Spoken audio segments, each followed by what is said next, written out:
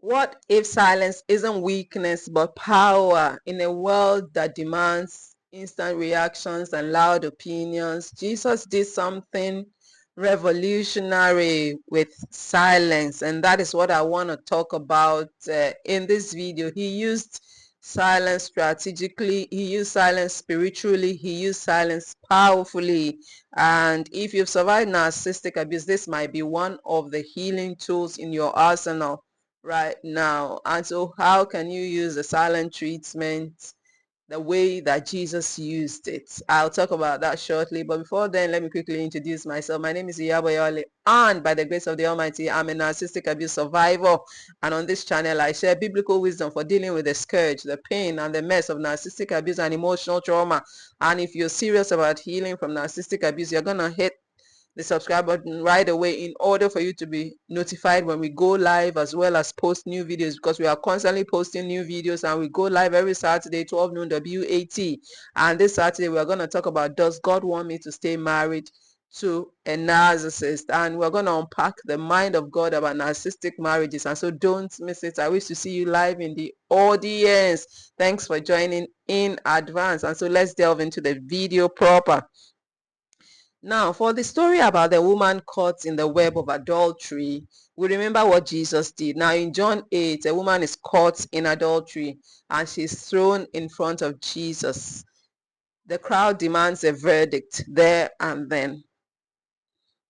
But Jesus stooped down and with his finger, he wrote on the ground as though he heard them not. He pretended not to hear them, and he didn't shout. He didn't argue.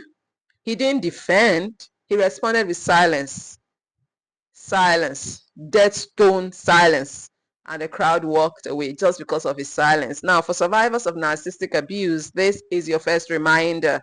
You don't always have to explain yourself. Sometimes the most powerful response to shame, the most powerful response to blame, and the most powerful response to manipulation is no response. Take it from me, because I have used it and it works immensely. Now, silence breaks the cycle of control. Silence breaks the cycle of abuse. And in Luke 4, another angry mob tries to throw Jesus off a cliff. But what does he do?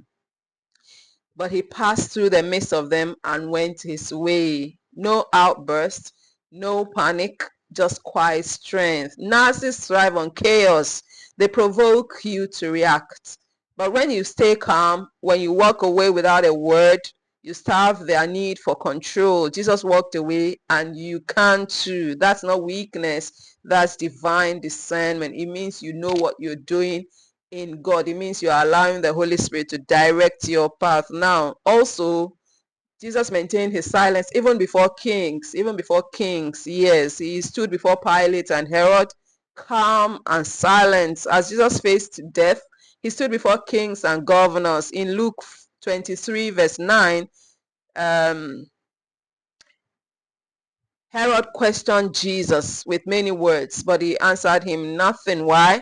Because not everyone deserves an explanation, and that is also something you need to get as a narcissistic abuse survivor. Not everyone deserves access to your energy.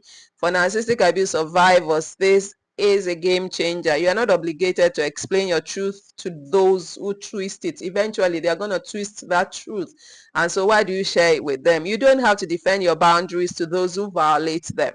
Eventually, they are going to violate your boundaries. And so don't explain it to them. Jesus chose silence, not because he was powerless, but because he knew his worth. And so do you. You need to know your worth in order for you to remain silent in certain situations. You don't always have to engage. Now, the power of silence is such that it enables you to regain your life back. I used it successfully when I was dealing with deep narcissistic abuse, because I had read about the silent treatment and how the narcissist will use the silent treatment to punish you. But I decided to flip the script based on inspiration from the Holy Spirit, because like I told you, I engaged with the Holy Spirit every step of the way.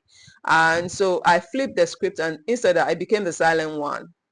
And that really confused the nurse, because they didn't know what was going on. They couldn't figure me out. And that is something you can also use. And so here is how you can use silence like Jesus. Now, silence is a boundary.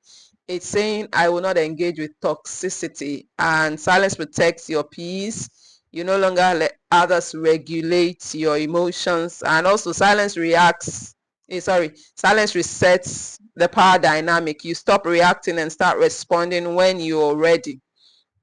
Also, silence is spiritual warfare. It's trusting that God sees, God hears, and will vindicate you. Also, silence breaks the trauma bond. It's one of the hardest but holiest steps toward healing. Now, Jesus showed us that silence can be strength, and for survivors of narcissistic abuse, silence is sacred. It's your way of saying, I'm no longer controlled by your chaos. I'm no longer controlled by your drama. I choose peace, I choose healing, and I choose Christ. Now, if this message spoke to your spirit, comment below. I'll use silence like Jesus. Don't forget to like, share, and like this video so that you can help someone else who needs a reminder. And remember, silence isn't empty. Silence is full of answers. Thanks so much for watching this video. I'll see you in my next.